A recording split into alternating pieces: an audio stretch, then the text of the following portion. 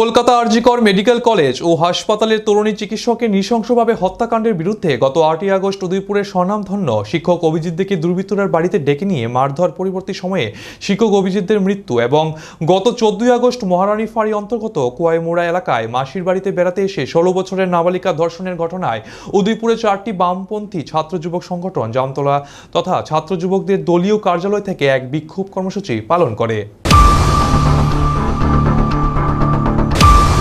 যথাক্রমে ডিওয়াইএফআই এবং SFI, TSU ও টিওয়াইএফআই এর যৌথ উদ্যোগে শনিবার বৃষ্টির মধ্যে জামতলা ছাত্র যুবকদের দলীয় কার্যালয় থেকে এক বিক্ষোভ কর্মসূচি পালন করেন।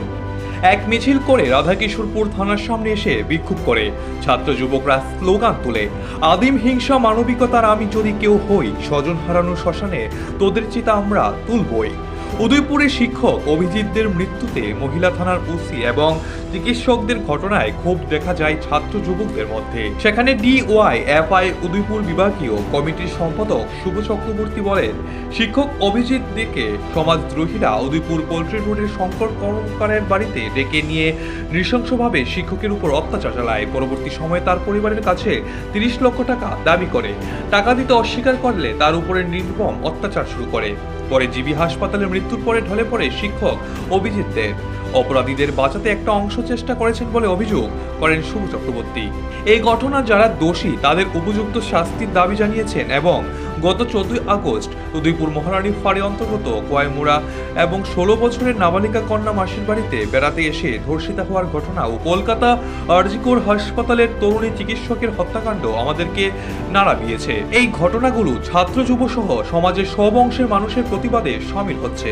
এই রাজ্যে ও মহকুমার ছাত্র শিক্ষক অভিভাবক সকলে দাঁড়িয়ে অপরাধীদের কঠোর থেকে কঠোরতর শাস্তির দাবি জানাচ্ছেন। জঘন্যতম অপরাধের এই ঘটনায় গোটা সমাজ লজ্জিত। শনিবার উদয়পুরের ছাত্র যুবদের বিক্ষোভ কর্মসূচিতে আওয়াজ উঠে দেশে ও রাজ্যে আর কত নারীর জীবন এইভাবে শেষ করে দেওয়া হবে।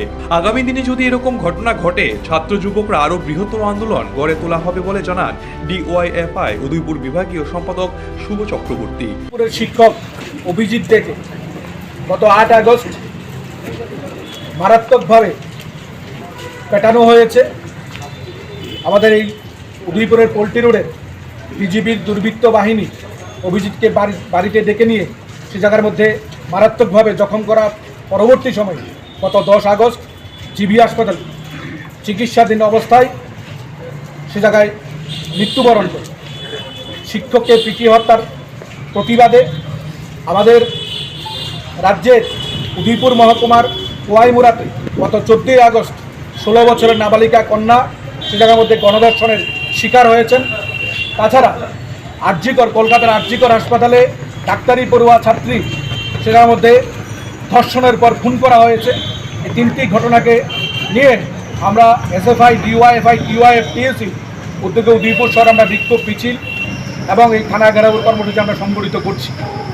আমরা মনে করি আমাদের রাজ্যের মধ্যে ছাত্র থেকে শিক্ষক, শিক্ষক থেকে ছাত্রী, সাধারণ জনগণ এই বিজেপির শাসনে ভয়ঙ্করভাবে আক্রমণের শিকার এবং বিজেপির স্বৈর শাসনের বিরুদ্ধে আমরা সমস্ত অংশের জনগণকে।